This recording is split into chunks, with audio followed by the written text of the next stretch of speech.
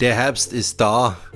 Draußen ist es schon dunkel und es ist jetzt die Zeit, wo es sich lohnt, sich auf das Sofa zu begeben und Musik zu hören, keine Frage. Ich begrüße euch ganz herzlich zu einer neuen Ausgabe von In Elvis Veritas. Heute mal vom Sofa hier, weil wir heute was ganz Besonderes vorhaben. Und zwar, wir wollen mal tief eintauchen in die Musik von Elvis, und zwar Musical Highlights. Das sind jetzt nicht Songs, die ich ausgesucht habe, die mir besonders gut gefallen. Das könnte ich zig Videos drüber machen. Nein, ich habe mal versucht, eine Reihe heute zu starten mit Song-Ausschnitten, also mit wie soll ich denn sagen, mit Momenten in Elvis Musik, ja, wo es mich regelmäßig packt, wo ich genau hinhöre, wo ich die Anlage lauter drehe. Und ich möchte euch mal mit dabei haben, Anteil haben an diesen Momenten, und ihr könnt natürlich gerne in die Kommentare eure Momente reinschreiben, die euch ganz besonders von Elvis Musik begeistern. Nach dem Intro steigen wir ein. Elvis Presley. Ja, bevor wir einsteigen in die musikalischen Highlights mit dem Buchstaben A, komme ich zunächst noch einmal zurück auf mein Video von letzter Woche. Ihr habt das ja in ganz großer Zahl angesehen und habt sehr viel kommentiert. Ich danke euch alle ganz herzlich für eure tollen Kommentare. Es ging um, war das 68 Comeback Special tatsächlich ein Comeback? Die Diskussionen gingen hin und her, und eigentlich ist die Frage nach wie vor offen, zumindest was die Fangemeinde betrifft, aber das ist auch gut so.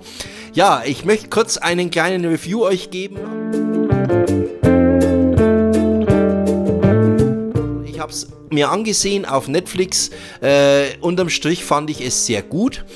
Viele Fans waren ja der Meinung, dass man ja nichts Neues sieht. Ja klar, das ist richtig. Für uns Fans ist tatsächlich so gut wie nichts Neues dabei. Für mich war allerdings schon was Neues dabei. Für mich war neu dabei die Szene, in der Jerry Schilling erzählt, dass Elvis einmal ein Filmdrehbuch abgelehnt hat, hat das Drehbuch an die Wand geschmissen und hat gesagt, ich drehe diesen nicht. Und daraufhin kam ein Vertreter von RCA, es ging um das Soundtrack-Album vermutlich mal, und hat gesagt, und du magst diesen Film und du magst dieses Album, weil du sonst nämlich gar nichts mehr magst. Also das zeigt auch, auf welchem Punkt Elvis zu dem Zeitpunkt angelangt war, Mitte oder gegen Ende der 60er Jahre mit seinen Filmen, dass RCA sich eine solche Dreistigkeit ihm gegenüber erlauben konnte. Das kann man ja nur, wenn man tatsächlich am längeren Hebel sitzt, und Elvis' Karriere war offenbar zu dem Zeitpunkt tatsächlich doch auf einem Tiefpunkt angelangt. Ja, das wird im Special gezeigt, und noch vieles andere mehr. Das Special ist gut gemacht, es ist eine typische Netflix-Doku. Man sieht zum Beispiel so leicht verschwommen Elvis in seiner Garderobe sitzen, das Bein zittert nervös, ja, man sieht jemanden im Lederanzug, das ist natürlich nicht er, das ist nachgespielt, aber nichtsdestotrotz gut gemacht. Die Aussagen der Interviewpartner im Special sind gut durch die Bank. Es ist eine kleine Verwirrung drin. Zum einen mal heißt es im Special, dass Elvis seit 5 Jahren keinen Top-10-Hit mehr aufgenommen hat. Da habe ich im ersten Moment gedacht, Moment, Crying in the Chapel 1965 war eine Nummer 3 in den US-Billboard-Charts, aber dann habe ich nochmal richtig hingehört, es heißt aufgenommen hat, und Crying in the Chapel wurde 1960 aufgenommen bereits, also so gesehen ist die Aussage tatsächlich nicht falsch, aber sie ist irreführend.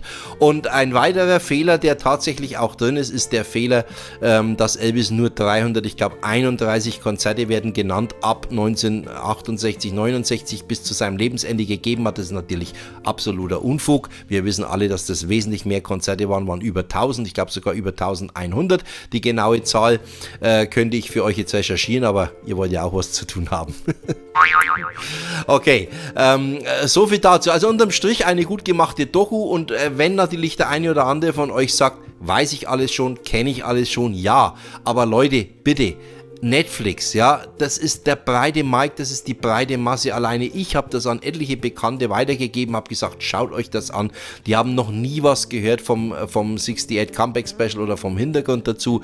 Und für solche Leute ist diese Doku gemacht, und für diese Leute ist sie wirklich sehr gut gemacht. Aber auch für uns Hardcore Elvis-Fans kann man die Sache gut anschauen. In diesem Sinne entscheidet selbst, ob ihr jetzt, wenn ihr Netflix-Abonnent seid, euch die Doku anschaut. Möglicherweise habt ihr das auch schon getan. Oder ob ihr euch mal ein Abo für einen Monat holt und schaut es an. Es ist gut anzuschauen, es lohnt sich durchaus, aber es stimmt natürlich, für uns Hardcore-Fans gibt es also jetzt nicht wirklich neue Informationen. Soweit mein kleiner Review zu dem Netflix-Special Elvis, The Fall and Rise of the King.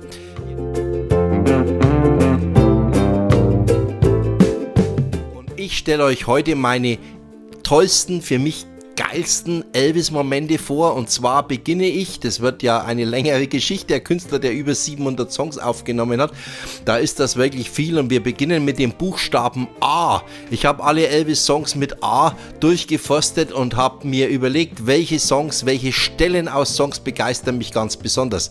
Es wird immer nur einen kurzen Schnipsel natürlich zu hören geben, aus rechtlichen Gründen, aber das genügt auch, denn es geht ja nicht um Songs, sondern es geht um musikalische Momente.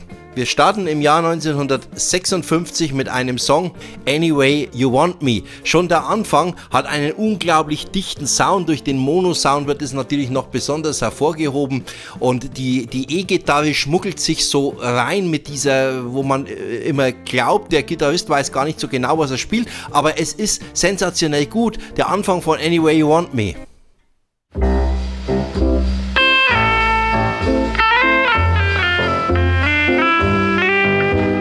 Ja, jetzt machen wir einen Sprung ins Jahr 1967. Wir gehen in den Film Stay Away Joe, und aus diesem Film den Song All I Needed Was the Rain, und achtet mal ganz besonders auf die Basslinie, die ganz am Anfang bei dem Song einsetzt.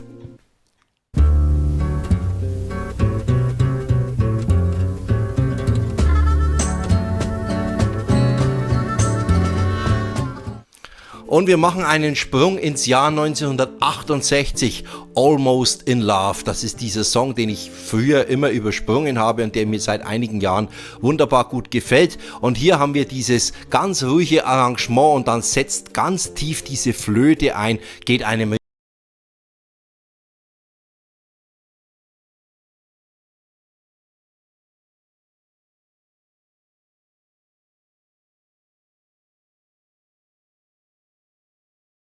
Highlight stammt aus einem richtigen Klassiker, und zwar aus der sogenannten Laughing Version, der Lachversion von Are You Lonesome Tonight 1969 in Las Vegas aufgenommen. Und hier ist, wir kennen den Song alle, wir kennen auch diese Lachversion alle, war ja eine Single-Auskopplung sogar gewesen, war ein Chart-Erfolg. Aber darum geht es mir jetzt gar nicht, denn mir geht es um diese Stelle mit dem Lachen, das sich von Elvis ständig steigert, und dann bricht dieser Lacher ganz besonders raus. Diese Stelle meine ich. And I had no cause to die. Ja, und spätestens da kann kein Mensch mehr ohne Lachen bleiben. Wir springen ins Jahr 1971 zu A Thing Called Love. Ja, ein Gospel-Song, der auf dem Album He Touched Me erschien. Und hier ist auch gleich der Anfang wieder interessant, und zwar die Imperials, die hier diesen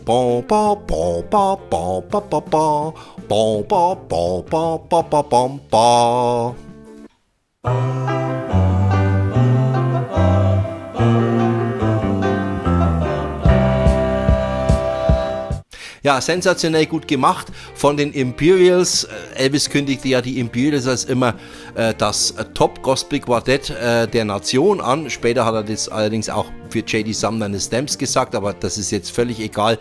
Beide Ensembles waren, wie ich finde, überragend. Wir springen ins Jahr 1972, in den März 1972 mit Always on My Mind.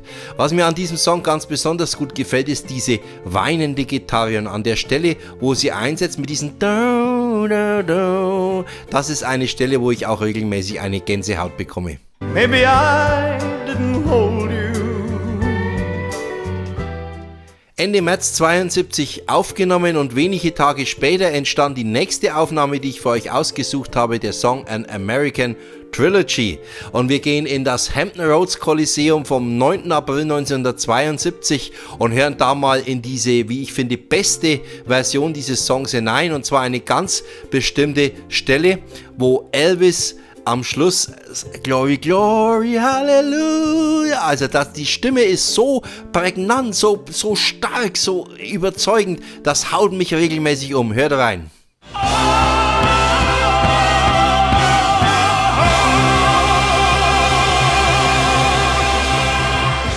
Und wir gehen ins Jahr 1976 auf einem Bootleg bzw. einer FTD erschienen. Wir gehen nach Cincinnati, Ohio, März 1976.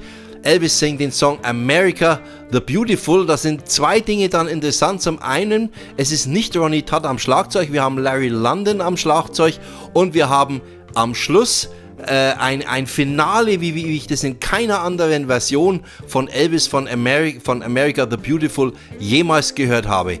Gänsehaut pur.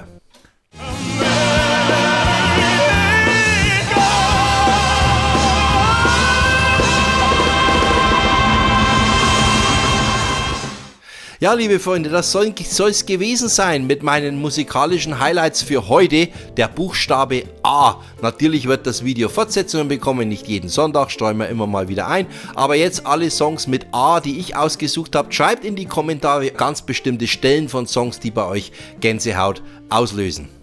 Ja, das war's wieder. Heute ein etwas kürzeres Video, aber danke für euer Interesse. Toll, dass ihr wieder mit dabei wart. Ich wünsche euch eine gute Woche. Bis zur nächsten Woche. Da sehen wir uns natürlich wieder. Ciao und Servus, euer Gerd. Long live the King.